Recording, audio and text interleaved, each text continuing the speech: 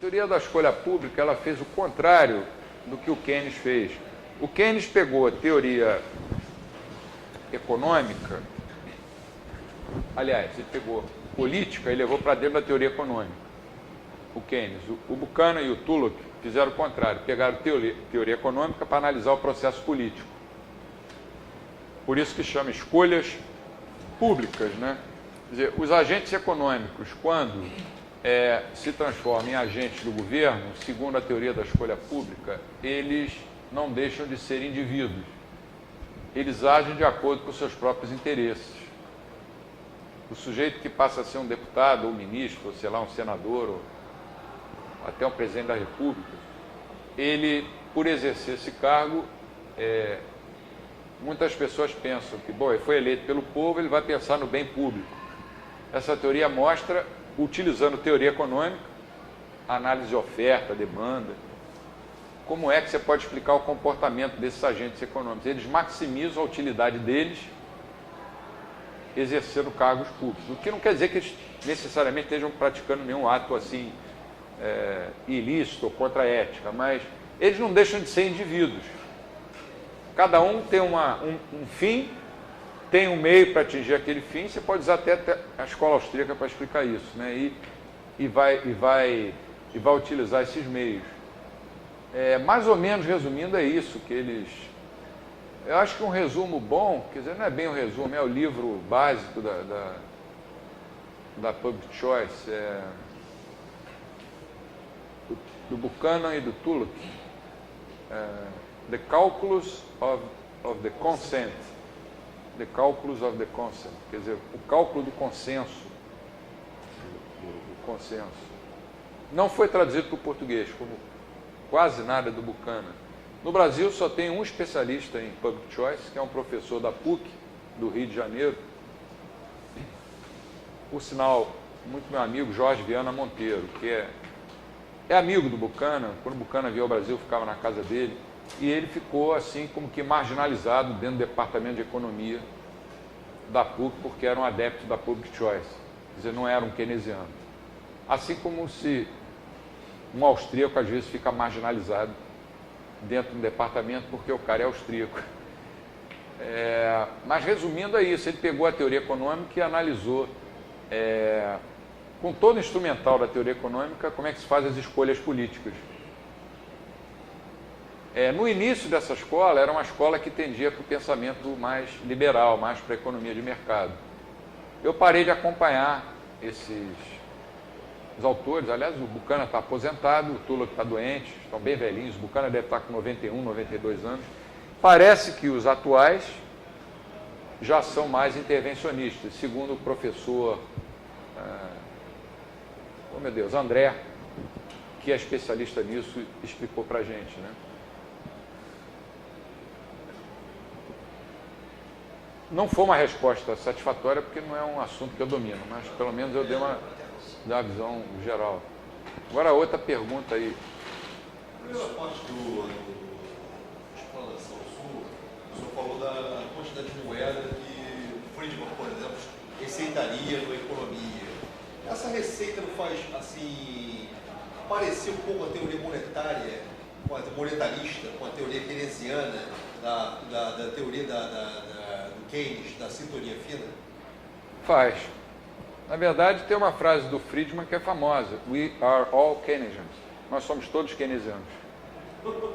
Essa frase é do Friedman. Quer dizer, quando você defende uma coisa desse tipo, você está dizendo, o governo tem que intervir. Tem que existir um banco central emitindo uma moeda fiduciária, só essa moeda pode ser aceita, e esse banco central, meia dúzia de diretores lá do Copom se reúne, ou do Fed, ou de qualquer outro banco, do Banco Central Europeu, para decidir uma coisa importante, que é a quantidade de moeda de crédito que vai afetar a vida de, sei lá, 190 milhões de brasileiros, ou 200 e tantos milhões de americanos. É o que o Friedman falou, nós somos todos keynesianos. O keynesianismo se entranhou tanto na formação dos economistas que acabou contaminando até defensores do livre mercado, como o Milton Friedman. E segundo alguns austríacos, eu acho que há alguma razão em algumas das críticas que eles fazem, chegou a contaminar o próprio Hayek. Dizem que numa discussão em 1948, na Sociedade Montpellier, estava se discutindo sobre políticas salariais. Estava o Friedman, estava o Mises, estava o Hayek, vários caras famosos. Aí começaram a discutir sobre políticas salariais e o Hayek entrou na discussão. Aí o Mises se levantou, foi embora e falou: vocês são um bando de comunistas. Eu me recuso a discutir essas coisas. Mas o Hayek, influenciado pelas ideias do tempo dele, não que ele tenha virado um keynesiano, jamais. Mas ele discute coisas, principalmente no terceiro livro da trilogia dele, Lei, Legislação e Liberdade, e quando ele escreveu sobre filosofia política, ele defendia coisas que às vezes pareciam ele fazer quase ser parecido com social-democrata. Essas são acusações que alguns austríacos de hoje fazem. Eu acho que há um certo exagero nisso. Mas se você perguntar qual dos dois foi o austríaco mais puro, Mises ou Hayek, aí eu não tenho dúvida em dizer, foi o Mises. Embora a contribuição do Hayek tenha sido, a meu ver, fantástica em vários campos da teoria do conhecimento. Eu posso não concordar, por exemplo, com a teoria da filosofia política dele. Mas ele é um cara que escreveu sobre assuntos tão variados, muito mais até do que o Mises. O Mises foi mais um economista, o Hayek foi um cientista social. Ele, por exemplo, escreveu as relações entre economia e direito, eu acho que ele escreveu melhor que nenhum outro. Mas a tua pergunta foi interessante. Como é que um cara como Milton Friedman, um defensor ardoroso do livre mercado, ardoroso e teimoso, enquanto ele não conseguia te convencer de uma coisa, ele não parava. Ele te ganhava até pelo cansaço. Como é que um cara como ele defendia que o Banco Central devia fixar uma regra fixa para impor a todo mundo a quantidade de moeda? É que ele trabalhou toda a teoria dele na metodologia keynesiana, que é a macroeconomia. Quer dizer, a coisa nasceu com Keynes, com o modelo renda-despesa. O Friedman foi lá, fez algumas alterações, colocou expectativas adaptativas, mexeu na teoria quantitativa da moeda, mas no fundo o instrumental dele é um instrumental keynesiano, é um modelo ISLM, que todo mundo estuda. Não difere, o monetarista keynesiano, quando estuda ISLM, aquele modelo com a economia aberta, né, Mundell Fleming, eles estão sendo a mesma coisa. O que explica, por sua vez, que os remédios que vêm sendo adotados contra a crise sejam remédios keynesianos monetaristas, ou monetaristas keynesianos, que não estão funcionando. Quais seriam os outros remédios? Bom, há uma corrente de economistas que vem crescendo. Na América Latina isso não é de se causar espanto, que vem defendendo que o mundo devia optar por um modelo chinês, semelhante ao chinês, o tal socialismo de mercado.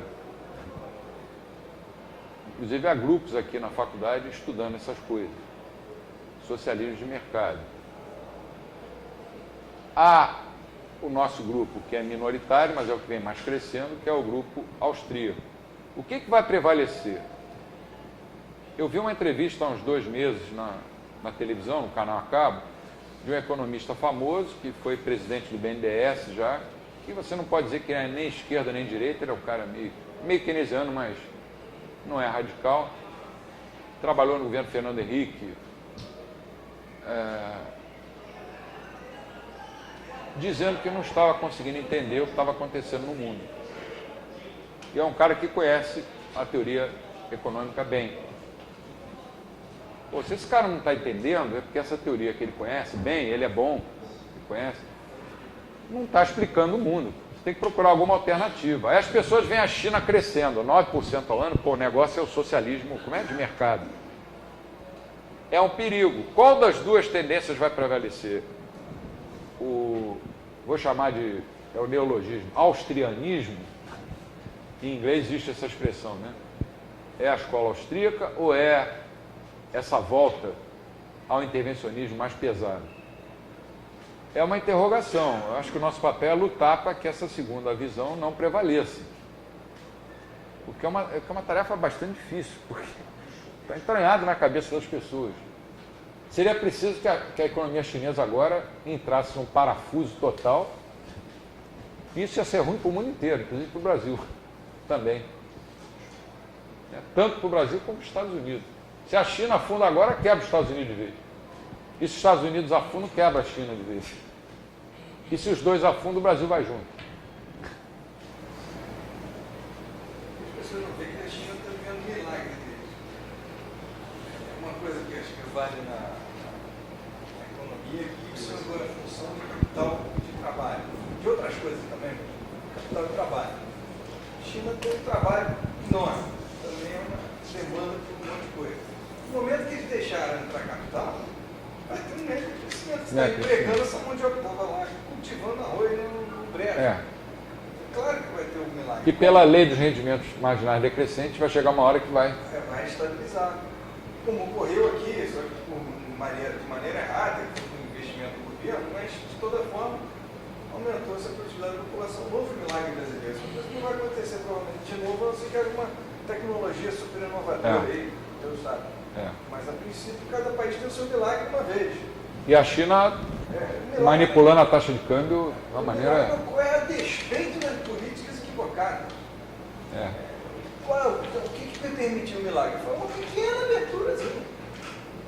Quer dizer, é uma coisa que foi na direção da abertura, que possibilitou o crescimento chinês. As pessoas olham para justamente o complementar disso, que é o que ficou do que era, que não funcionava e que gerou esse desequilíbrio entre...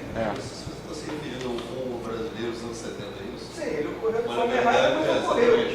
houve, na verdade, um estouro da poupança interna brasileira para dizer que o Brasil estava um país desenvolvido, um mapa desenvolvido, começando a construir ponte de Niterói, Angra, Belém, Brasília, Rio Transamazônica, gastando todo o dinheiro da poupança interna do Brasil, falir a Previdência para fazer essas obras públicas gigantescas. Angra 1, Angra 2, sei lá. O que houve no Brasil, na linguagem austríaca, foram os mal investments. Mas botaram as pessoas para trabalhar, ou bem ou mal. Depois eles se revelaram. Depois se revelaram, ficou aí anos. Veio uma coisa que detonou isso, que foi a crise do petróleo. O bom foi, na verdade, a queda do prédio, não foi nem a evolução. Aconteceu no Brasil que você estava no governo João Goulart com uma inflação descontrolada, 91% ao ano, naquele tempo era uma coisa muito grande, a economia estava desorganizada, os sindicatos estavam mandando e desmandando. Aí veio o Castelo Branco e colocou lá o professor Bulhões na economia. O Bulhões levou 2 anos para arrumar a economia. Arrumou, tirou todo o mato do terreno, a tiririca, tirou as pedras, botou adubo. Aí quem veio depois? Delfim Neto pegou o terreno já plantado e pronto para crescer. Aí toca de fazer investimento público. Depois veio o Geisel e aumentou mais ainda. Aí quando veio a crise do petróleo, a primeira, como é que o Brasil reagiu? A reação do Brasil naquela época foi dizer que nós somos uma ilha de prosperidade num oceano de depressão. Quer dizer, vamos continuar crescendo a qualquer custo. Como o ex-presidente falou, aí isso é só uma marolinha. O resultado é que a inflação, em que ano foi isso? Na segunda crise do petróleo, em 79, já pulou de 40% ao ano para 80%, dobrou em um ano. Eles passaram a dar reajustes salariais semestrais. E a inflação dobrou em um ano. Aí o ministro já era o Mário Henrique Simons. Eu considero o pai da macroeconomia no Brasil. Ele não sei se é o pai, mas ele era um macroeconomista matemático, um sujeito extremamente inteligente, mas que tinha essa visão intervencionista, apesar de ter sido influenciado pelo Eugênio Goudin e pelo Bulhões, mas ele tinha uma visão mais pragmática. Ele gostava de dizer que não era nem de nenhuma corrente, ele era ele.